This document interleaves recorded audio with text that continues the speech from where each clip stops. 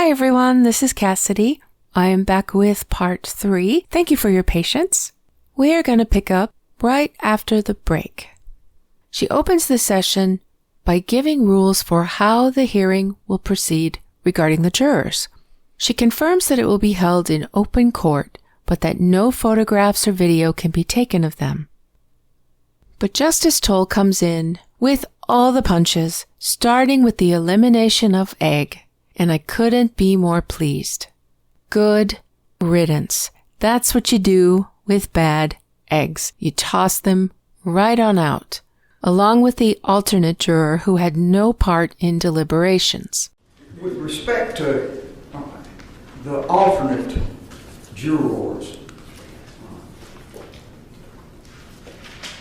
I will question only the jurors who sat and considered this case. So the alternate who was dismissed by the trial judge. That alternate did not participate in any way in the deliberations about this case. There's nothing that's been brought to my attention about anything the alternate might have done that was improper at all in terms of communications with fellow jurors.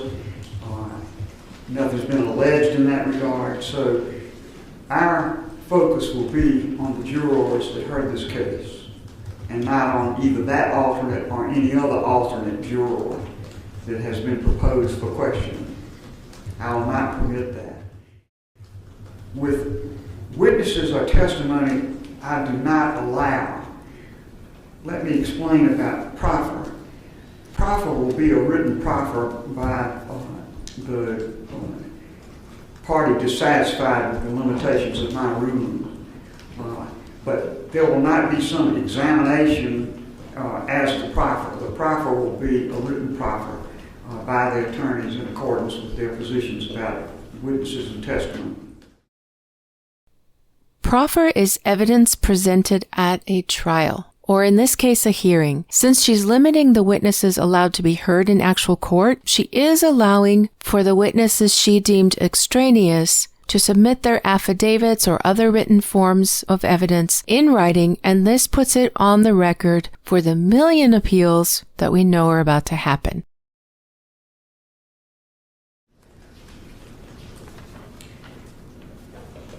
With regard to the subpoenaing of witnesses,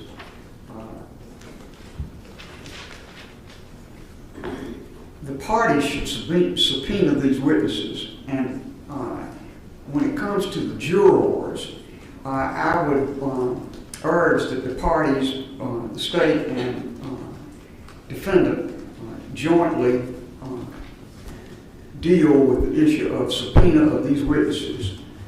I do not think it is the court's place to subpoena witnesses or order witnesses' appearances. This case is driven by the parties and their positions. So she's leaving the job of serving subpoenas to the attorneys, as it should be. The initial position of defense was that only certain jurors should be called. The state said no jurors should be called, but if you do, all should be called. All who sat on the case should be called. If the parties can't agree on how that subpoena should be accomplished, then I'm sure they'll let me know, and I'll try to take some measures in that regard.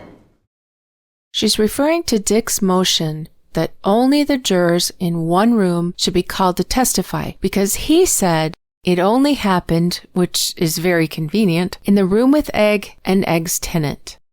This would be odd to me, especially if she was suspicious of Egg. If what she was really after was getting this guilty verdict, why would she keep it just to one room? And why the room where there's someone in there you don't trust? It's just, I don't know. It's odd. But this next portion is very self-explanatory. Justice Toal is giving instruction on how she intends to handle the questioning of the jury. The concept I would have is that the jurors would report to a place that I will specify, and when they report, they would be taken to a room with appropriate supervision by court personnel, and then called individually to recite their testimony. And then when their testimony was complete, they would simply take their place in the jury box until all were questioned. And then if there were any questions further by me that would be collectively made to the jury, I could do that. And if there are any further questions that were submitted to me by the parties that I chose to question, I would do that. And then when all of that was complete, the jurors would be allowed to be dismissed. So that is how I would handle the juror witness portion of this. And of course, I know I'm going to get some commentary from each side about that, and that's why I talk about this in advance. Next, she informs him that Becky will be called to witness and says she will help if needed to get that subpoena. The other witness that surely needs to be called because of the allegations made is the clerk of court. The state has submitted a preliminary affidavit by the clerk of court, and the defense has many areas that they want to explore for the court. Again, I would like for the parties to develop some joint way of subpoenaing the clerk of court. And if I need to be a part of that, then I'm sure the parties will let me know. But I say this for the benefit, particularly of the attorney for the clerk of court, to know that I would expect that the clerk of court will be called as a witness in these proceedings, 29, 30, and 31 if necessary.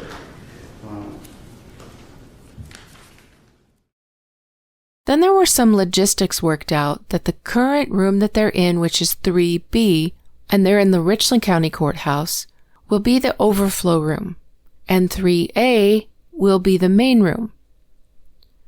And then she says that she wants to hear from the attorneys for the jurors and also Becky's attorney, since none of them will be allowed to be heard during the actual hearing.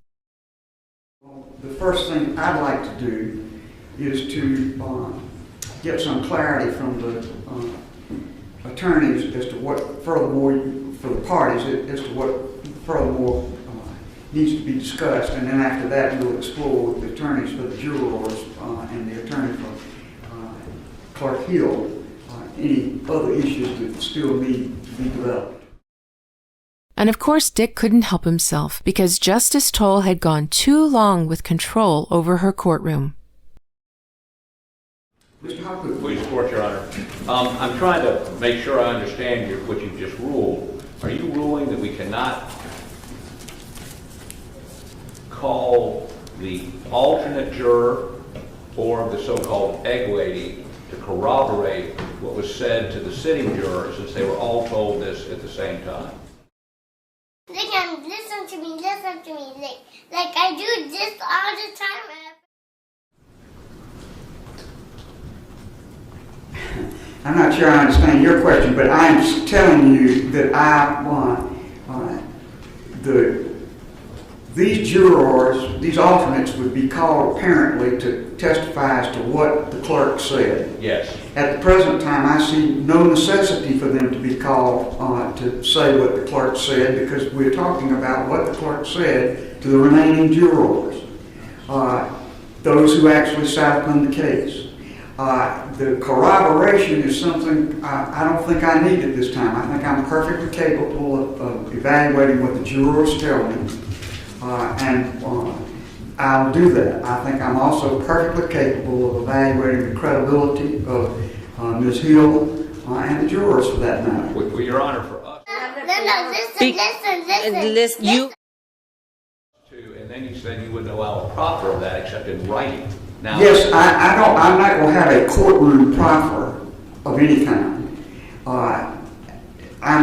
If you want to proffer what would be offered by means of affidavits, copies of emails, anything else you want to, that's fine. But I am not going to have a courtroom proffer, no. I think the only reason for the proffer would be to preserve your right to appeal. I believe your right to appeal my rulings will be perfectly preserved, frankly, even if you didn't have a proffer, but even more so if you supply an in-writing proffer. Well, I'm trying to determine whether an affidavit is sufficient for an appellate court, Listen, Linda. Listen. Okay. federal or state, when the state won't have an opportunity to examine that witness. Okay, then what? Then But I mean, they've given, I mean, we can get more detailed affidavits.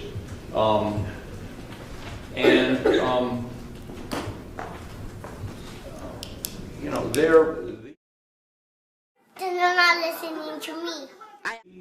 people are witnesses to what the clerk said to the juror who deliberated. I don't understand how that can't be relevant. So Justice Toal says, to find out if Becky influenced the jury, we need to ask the jury. But Dick says, I don't understand. Why would we ask the jury what Becky said to them when we can ask the egg what Becky said to them? I understand there's two steps. One, did she make the statement? And two, was it prejudicial? These witnesses corroborate she made the statement. Well, of course, Linda, but listen to me. Look at. that's what you say. So far, I haven't seen any of that.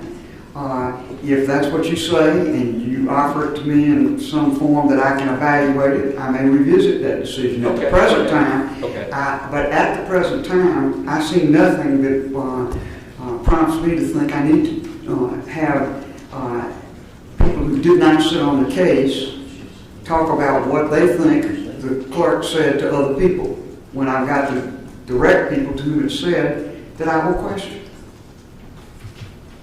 Well, Your Honor, we did submit an affidavit, but I have no problem with going back. You submitted one alternate affidavit, right, and one affidavit of a dismissed alternate. I'm aware of that. Right. So. And that doesn't prompt me to change what I've just said to you. All right, we can get you more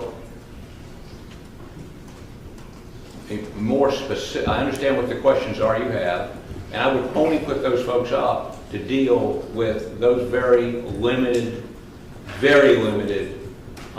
issues that you described. Put them up in 10 minutes. you cannot. Linda, No, Linda, look it. You're not. Well, again, I'm not going to rule in a vacuum. I'll see what you say, and I'll rule upon it. We'll get affidavits and file them with the court. Very good. Thank you.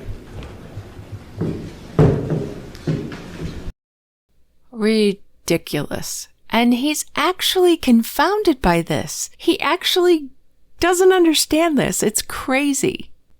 Then Reasonable Creighton has a quick, professional discussion about the logistics of transporting the jurors, only to come back to Dick still fussing. And I told you in episode 2 to remember him discussing the thousands of emails, remember? All right, anything further before I go to the lawyers for the jurors?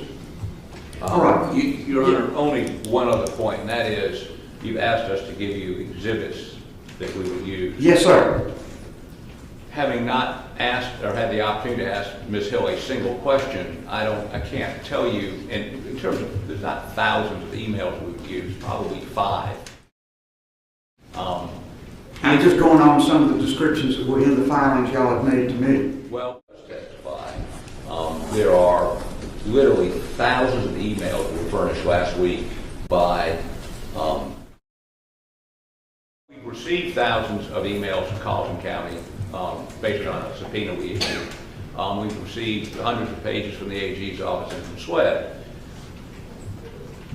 It'll make it a lot simpler if it's a small number and a discrete number submitting them to me. Again, I told you I would evaluate that when I get them.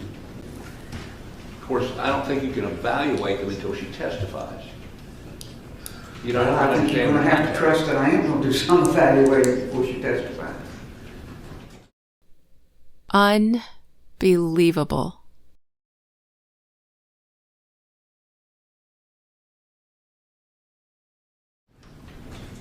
Okay, and Your Honor, you know, she's given an affidavit denying making any of these statements. She has. So these alternate jurors that have been dismissed, would you allow us to call them to impeach her if that's what she testifies to? This man-child cannot accept her ruling. The evidentiary hearing coming up later this month is sure going to be fun. At the present time, the answer to that is no, as I have indicated. But again, I'm not going to rule in a vacuum. I would hope that what you all will do is send me a pretty specific idea of what you want and how you want me to permit it. So I'm not going to rule on something I haven't seen yet, which is your proposal as to exactly how these witnesses and alternates are to be used. All right, we'll get more extensive affidavits from those two alternates. Oh, okay. That's fine, or descriptors of some sort from you as to what you intend to do. I'm not going to dictate how you do it, but I'm going to have a lot more than just kind of the generalities that have been discussed in these briefs in order to permit some. Well, I think we're going to need an affidavit for appellate purposes, nothing else. I mean, my description to you is not evidence. Oh, I agree. But, again, I will... Did he just attempt to correct a judge? She's already said she's not allowing this evidence, but that he can submit it for appellate purposes. Just rude and disrespectful. Tell you how I'm going to accept the proffer. What you put in the proffer, in the written proffer, is up to you. I don't want to dictate that or manage it. Well, I just want to say that we're going to hopefully be able to get affidavits from these folks. Yes. Much more descriptive than the original affidavits. Oh. Thank you. Creighton speaks again with constructive input about sharing large files via flash drives. Justice Toal expresses that they have difficulty sharing large files through the websites they have available to them, so she appreciates Creighton's suggestions. And then she finally gets to the point she's been trying to get to, and that's the attorneys that are representing the witnesses. First to speak are Eric Bland and Ronnie Richter, who represent 4 of the jurors. Ronnie Richter presents a great idea about renumbering the jurors since we're all familiar with their numbers now. This would keep better anonymity, as once again we would have no idea what their numbers are. He also makes the request that they be questioned outside of the courtroom.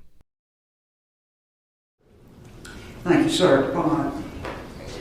What I will do is this. I think your suggestion of renumbering is a good one. It's something that my clerk and I had talked about between the two of us as well. In every proceeding I've ever seen where a juror was questioned, in every case I've read where jurors were questioned because of allegations either during trial or post-trial that they had been tampered with, those proceedings have been in open court. And I don't feel it would be appropriate for me to have some kind of in-camera proceeding, even if it included the attorneys that would have to, and even if it included members of the press but not the general public. I don't think that is in keeping with the public nature of trials in this state and the public nature of court proceedings. However, I think we could make some protective arrangements for when they testify and their ability to be dismissed after they testify that would protect them from being set upon to the best extent possible. So that is the way I will handle it, and I hope all things on balance that is as protective as you think it needs to be. We trust you, Your Honor. All right. Your Honor, on behalf of our clients, we will accept their service of the subpoena so that they don't have to be served. Well, that's great, and of course you don't represent all of them. No, our 4. You're 4, but that's great, and it may very well be that these parties are going to be able to work out something with respect to some of the rest of them. I don't know, but I appreciate that on behalf of the ones you represent. Then, Joe McCullough, who represents Egg and Egg Tenant, came up and gave us all a case of the yucks. Your Honor, I'm delighted with your ruling that you'll be asking questions. I've been subject to your interrogative skills, my appearances before the Supreme Court. So I'm pleased with that, and I checked that off the list. I would like, Your Honor, for you to take judicial notice that there have been excessive public comments by, and I have to say, Your Honor, in my letter of November 10th, I took Mr. Waters, who signed the letter, to task for labeling one of my clients, one of these jurors, as dishonest. I think I wasn't pleased with that. You guys, he wasn't pleased with that. How dare we call Egg dishonest? Just because she lied to Judge Newman doesn't make her dishonest. Just because she violated court orders to keep her mouth shut for 6 weeks doesn't make her dishonest. She's an honest egg, okay? Discourages civic participation. I would ask the court to admonish the litigants, the attorneys. Mr. McCullough, let me stop you there. I am not aware of any of what you're talking about in terms of comments about the jurors or otherwise. So that's just not something I'm going to take into account by listening to it or by taking any judicial notice of it. I don't know what I would be taking judicial notice of. I do not know anything about what you're talking about. Well, Your Honor, both my letter and the response of the state are part of the record, which you obviously have not gotten to, but I would assume yet. My only request is either admonish lawyers, officers of the court in this courtroom and outside of this courtroom who represent people to be cautioned that this is a search for the truth, not an effort to protect a verdict, nor an effort to discourage people from participation. And negative commentary does that, or runs the risk of doing that. That's all I'm saying. So what exactly is he asking for here? Does he want Justice Toal to tell the world to be nice to Egg? I understand, and I decline to instruct or admonish participants in this procedure in any way about what you say. Thank you. Well, at least he can take a ruling. Then he works out some logistics for his jurors entering the court, since they'll be declining the ride with the others. Thank you. Thank you. Your Honor, do you expect all jurors to be present for all 3 days? So, let me make it very clear that I expect the jurors will be the first witnesses to be called in these proceedings. And the jurors will testify, and then they would be dismissed. They would not be required to stay for the rest of the proceedings at all. So that is very much a part of my thought about what it takes to protect their identities. They would be protected as best I can, and the ability of others to come and beset them with questions as they leave would be protected. So, Do you expect that you could get through all 12 in one day, or should I tell them, because a couple have to take off of work? yes, I do. Okay, thank you. Next, we have the attorney for Becky Hill, which I thought would be Justin Bamberg, who is also representing her. And Mr. Lewis.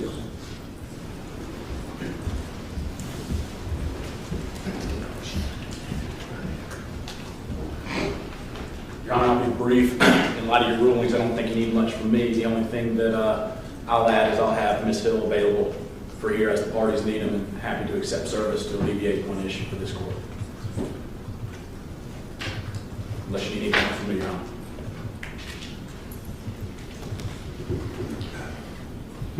All right.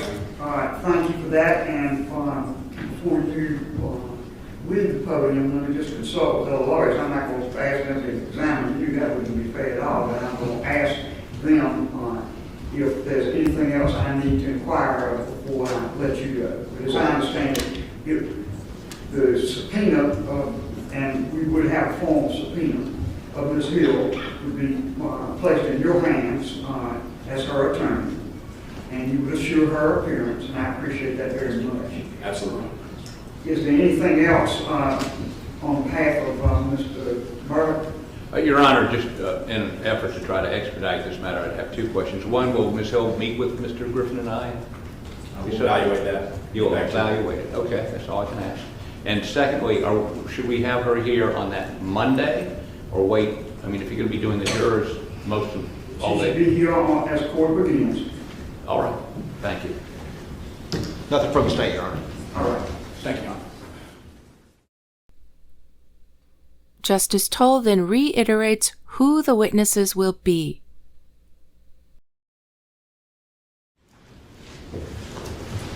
Yes, just to clarify other witnesses, as matters now stand, the witnesses in this proceeding would be jurors and Ms. Hill.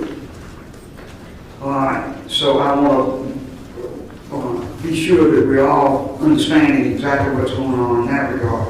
I would not allow the attorneys to be called. I'm unclear about the mention in some of the papers that SLED investigators would be asked to testify, or any other witnesses. So I'm going to go one more time. I want to get real specific so you will understand what you need to prepare for by way of in-court examination and what you need to prepare for by way of submitting proffer. All right. First of all, for the defendant. Please, Court, Your Honor, just a couple of issues. One, we don't know who we're going to call to impeach Ms. Hill, because we don't know what she's going to say. So it's difficult for us. I mean, once she testifies, at that point, we'd say we'd like to call so and so and so and so and such and such and such and such. Number one. Oh my goodness. But I'm sure you're familiar with the witness lists that are routinely supplied to the court before a trial, right? Isn't that always the way? You have a list of who you need, and then you also have backups, witnesses you may or may not get to, in case certain events happen? Why is he being so difficult? Is this because you still think you're going to squeeze in egg in the alternate? I really think he believes that he's going to be able to squeeze that in somehow. Or maybe no one. I mean, she may concede every issue we have. For instance, she did tell, according to the state, she did tell one of her assistants, one of the people helping her, I hope he's found guilty because it'll help book sales. Now, and here we go, testifying again, and he gets put back in line. But Justice Toal, I think you're going to have to be firmer in the hearing because he thinks this is okay behavior. I hope that's the last time you're going to repeat that until I ask for it again, Mr. Harpootlian. I've told you that I can't imagine a situation in which I would go that far. So, a statement like that, and she may well have said it, if it goes to anything I'm asked to consider, it would be to her credibility. And I'll evaluate whether I think that's even proper to ask, but let's move on from that. But there are other questions concerning her credibility. Yes, sir. 404 motive. If she did this, it is a crime. And so, the questions of why she would have done this extraordinary act, and we can argue this at another time. But Dick, what don't you understand? This isn't a criminal trial about her behavior. Motive is not an issue here. It doesn't matter. All that matters is whether or not she tampered with the jury. Even if it's proven that she did tamper with the jury, motive doesn't matter. It has no place in this hearing. If she did in fact tamper with the jury, that will be dealt with at an actual trial. This is not a trial. Why is this so confusing? In terms of me the reason I mention it is for us to proffer those people now, not knowing what she may admit. That question may get asked, she may admit it. There's no witness that needs to be called. So it's difficult for me to game this out. I don't think I've ever been asked to list witnesses I would call to impeach somebody if they lie under oath. I've never heard of such a thing, but I will attempt to do the witnesses we would call prior to Ms. Hill's testimony. That's all I think I can do, if that makes sense. It doesn't make complete sense to me because this is not the trial of Ms. Hill. And issues about motive and so forth and the possible commission of crimes are not what this inquiry is about. It is about her contact, if any, with the juror and what she said. So I will be treading very carefully with a good deal of what you say about what you might or might not ask. But I am going to ask all the parties to be pretty specific with me about what I should be asking the jurors, and I can make a decision in advance as to what I am going to do about that, and what is going to be, at least by a general topic, pursued with witnesses. Oh my word, she has the patience of a saint. And the reason I do that is because it gives me the opportunity to then consider what rulings I would make and move the proceedings along in an orderly way. Well, Your Honor, it may be premature for me to note this for the record, but we would accept your ruling on that. All right. Ugh. Absolutely exasperated. And now let's go to the land of make-believe and pretend Alex is still an attorney serving as a consultant to this case and not a common prisoner with the same situation as all the other common prisoners who murdered their families. Okay. Secondly, Mr. Murdaugh has been unable to review any of the discovered material in this case because of the confidentiality order prohibits us to distribute to him while he's in jail. We don't have time in the next less than 2 weeks to go sit down with him and review everything. Interesting, because Jim sure had lots of time to smuggle out recordings of him for Fox Nation, didn't he? Was money exchanged for that, by the way? Did anyone look into that? And also, this case has been in the works for months now. It's a claim that was brought by defense. They haven't changed up their evidence. All this new stuff they're talking about, she already ruled that it's not acceptable. So all they're stuck with is the same tired evidence that they've been presenting to the court since the day of the press conference. What do you need? How has there been no time to review this with him in all of these months? Would Your Honor allow him to have them? And the materials are not as to the evidence in the underlying case. It's as to juror issues. And while he is no longer a lawyer, he was a lawyer at one point and can evaluate this and be of assistance to us if he has an opportunity to review that material.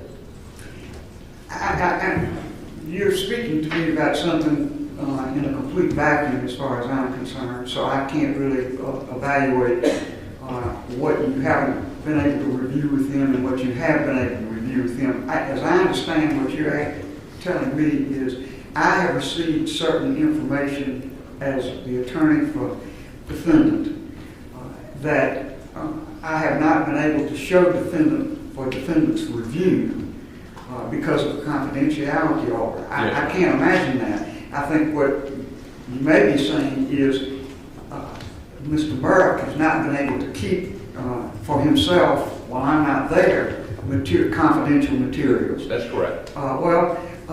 That is something common to many folks who are under incarceration are limited in the kind of materials that they can receive and keep in their possession when they're not with their lawyer.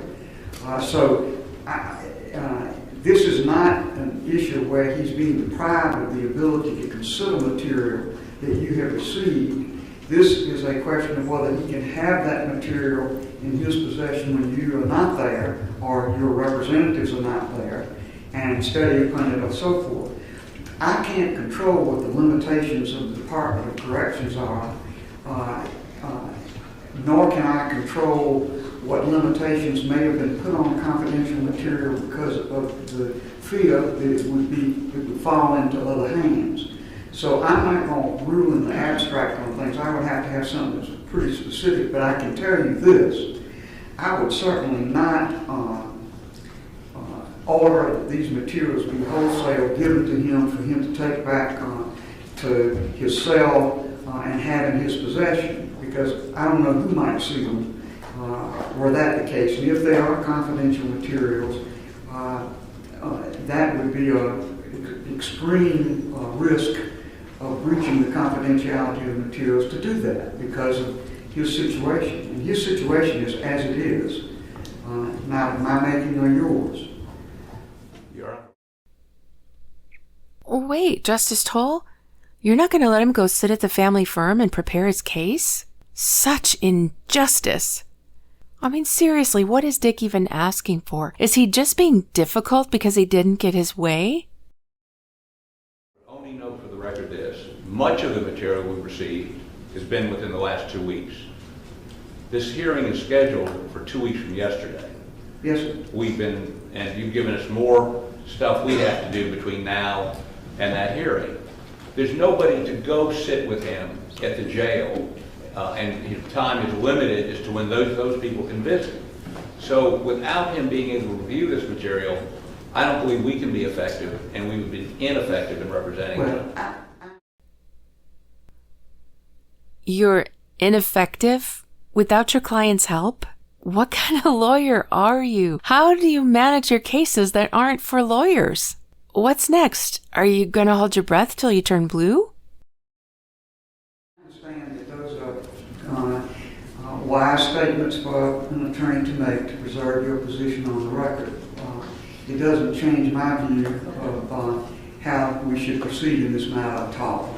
I think you will be able to, if there are deficits in what you have been able to do with your client, you will place those contentions on the record, and the appellate courts of the state will have an adequate chance to review them. Well, Your Honor, would you consider continuing the hearing on the 29th to allow us to meet with the client and effectively review these materials? No, sir. Okay. Thank you. We respectfully accept your ruling. I understand. Thank you. Ladies and gentlemen, Dick Harpootlian. For more laughs, go check out the comments on Twitter underneath his announcement that he's seeking a new term as a state senator. Seriously, it's hilarious. But in reality, what he's actually doing, he has to do in order to leave room for an appeal later. Looks like he's leaving it open for the grounds of ineffectual counsel. And she acknowledges this in something that she says. You'll see his sheepish grin. Then Creighton bringing it back to what Justice Toal actually asked before Dick took over her courtroom again. Waters? I don't have much to address, Your Honor. The initial question that Your Honor asked was about SLED agents being listed on the potential witnesses. And, again, Your Honor, when these allegations were first raised, we instructed SLED to do an independent investigation, good, bad, or ugly. And only because of the results of that investigation, or the reason why we're standing here and litigating these issues before Your Honor, ultimately the only way that SLED agents could potentially be testifying, and again, when we filed our response, we didn't know exactly the parameters of the corporate rule. The only way, though, that I could see them potentially testifying is in the event that there is an accepted witness by Your Honor, that there was some sort of prior inconsistent statement under Rule 613 or some other permissible inquiry. But I think Your Honor's rulings as to the nature of the inquiry we're going to conduct would probably remove or make very unlikely that need. All right. And then she concludes the status conference by thanking counsel. So that concludes the entire conference. Thank you so much for sharing this with me, and thank you all for such sweet comments that you leave. I'll be checking regularly for any new filings, and I will get it to you as quickly as I can. As always, this is Cassidy O'Connell saying stay well and stay tuned.